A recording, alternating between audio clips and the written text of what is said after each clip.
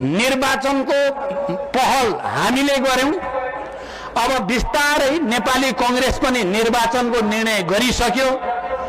एमाले चाहे चिसै पानीले नुहाउने हो भने जस्तो गरी दल दर्ता गरि नै सक्यो।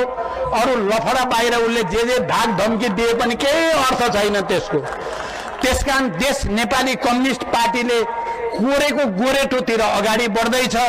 तपाई सुदूरपश्चिमका जनताले निर्वाचनमा आफ्नो अहम भूमिका, अब कम्तीमा पनि सुदूरपश्चिमको हाम्रो यो नेपाली कम्युनिस्ट पार्टीको एकतापछि यहाँ अर्को कोही पार्टी एक नम्बर हुने कोही कतै कल्पना पनि गर्न सकिँदैन। हामी एक नम्बर भयौं। सुदूरपश्चिमबाट उज्यालो छरिन्छ नेपालभरि।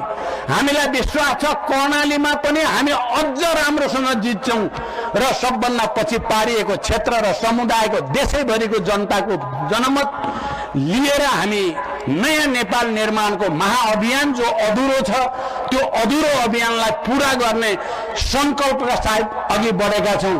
मैले सधैं भनेको छु जेनजी युवाहरू, तपाईहरुले हामीलाई झकझगाइदिनु भयो।